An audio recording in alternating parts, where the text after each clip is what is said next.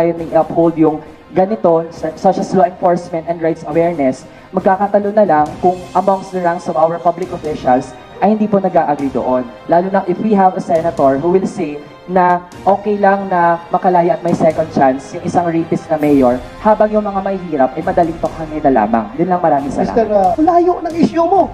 Just to personalin ako. Napakalayo. Dapat matuto. Kung may ROTC, dapat ikaw na estudyante ka, matuto ka, magrespeto. Kahit sa isang senador man lang na andito sa hearing na ito. Huwag mong tirahin sa ibang issue na hindi kasama dito. Ha? Yes, Chair, can I react? of course, of course. Ang layo naman ng sinasabi mo, Mr. Kasama ba yan dito sa hearing yung comment ko na yon? Ang layo naman. That's an affront to We want human rights as part of the curriculum of Please, NSA. layo naman, let Senator Bato finish. Ang layo naman nung bakit ka nagkaganon? Ano na nangyari sa utak nyo? Ha? Ang layo naman. We can send you a copy of Ha? our position paper.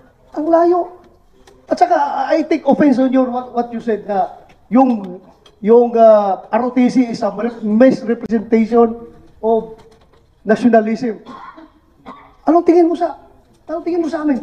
Anong tingin mo sa... Ganon? Ganon ka na mag-judge sa amin? Dina-judge mo kami ng ganon? Ha? Are you sure you're the true representation of the Filipino students? Ganon ba? Ilan lang yan makakaliwa dyan sa estudyante. Mas marami dyan ang gusto mag-ROTC. I must tell you frankly. Bakit ka? Ang layo ng issue mo.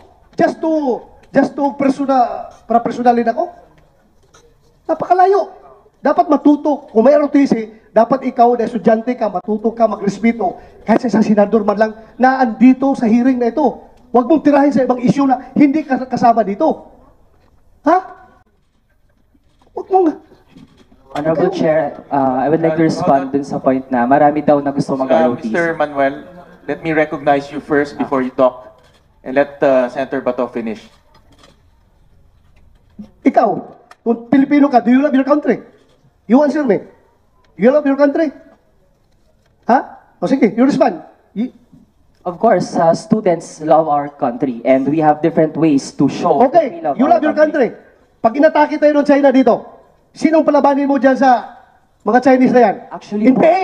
Actually po, you yun will yung call on the tanong NPA? namin. Since gusto namin na ipaglaban yung ating bansa mula sa foreign invaders, pero mismo sa ating constitution, the AFP, which is tasked to preserve our integrity and national sovereignty, ay hindi natin nakikitaan ng real intent to defend our country. So wala tayong role model for Submit that. mo na lang sa amin yung position paper po ninyo, kasama yung position paper ng isang mga kasama ninyo. Senator Bato, can we proceed? Mr. Chair, may I move to strike from the records the statements of Mr. Manuel that were irrelevant and not germane to the topic, especially when he makes statements attributed to our colleagues in a statement that he made outside. And may I also request the chair to remind all our guests who are here as guests to please show respect for the members. And again, not to bring up statements, reactions that are not germane to the topic. You can make your reaction outside. The media is all there. They will listen to you. But let's stick to the course. We're all here overtime and you need to use our valuable time to say something to the good senator. I know him so well. If you had something to say, he will talk to you. So maybe remind everyone of that, Mr. Chair. Thank you, Senator Pia. Mr. Chair, dagdagan ko lang. Ito, if he really represents the students, ganyan na talaga ang state ng mind ng estudyante ngayon na dapat baguhin natin. Mali po yun. Ako, if naniwala ka sa akin, mas matanda ako sa'yo. Mali yung sinasabi mo. Gusto mo akong tirahin sa ibang issue na hindi naman natin titackle dito. Now, since, Mr. Chair, since sinabi naman lang itong ating resource person about nung kay Sanchez case, alam nyo, gusto lang ninyo talaga akong sirain, kaya kinukuha niyo yung sinasabi ko na gusto niya akong butasan. Did you know na ako mismo gusto kong bitayin yung Sanchez na yan? Ha? I am for death penalty. Kung may death penalty noon, dapat nabitay na yung Sanchez na yan. Pero, kayo naman, ayaw naman yung death penalty. Ngayon, bigyan na second chance dahil na-reform na yung tao, according to the competition, eligible siya for pardon, ayaw na naman nyo. Saan na kami pupunta? Anong klaseng pag-isip na? Saan kami pupunta? Gusto ko death penalty, ayaw nyo. Ngayon, i-release yan dahil walang death penalty. Titirahin na naman niyo ako. Ako bang gumawa ng batas na yan?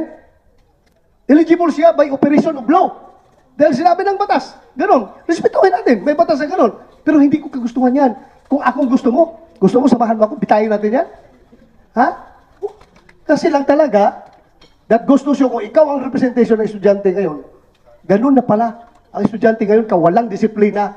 Kahit ang senador, kayang tirahin sa walang non-relevant issue dito sa ganitong forum. Ganun na pala. Kaya dapat pala talaga ibalik ang ROTC para madisiplina kayo mga estudyante na kayo. Ha? Thank you, Mr. Chair. Thank you, Senator Bato. Mr. Chair, I'd like to seek apology for...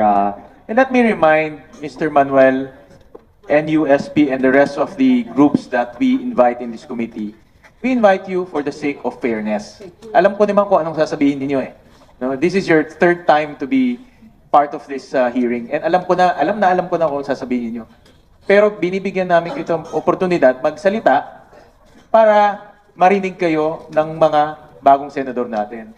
Pero ano namang kinalaman ni Sanchez sa ROTC? Ano namang kinalaman? Kaya this serves as a warning to your group na huwag niyong dadali ng mga walang katuturan dito sa committee ito. Dahil sinisira niyo yung aming pagdinig at sinisayang niyo yung aming oras. And again, we're exercising fairness. Kaya bigyan niyo naman kami ng respeto. Kahit alam na namin ang sasabihin ninyo, ini-invite namin kayo. In fact, we invited all of your colleagues.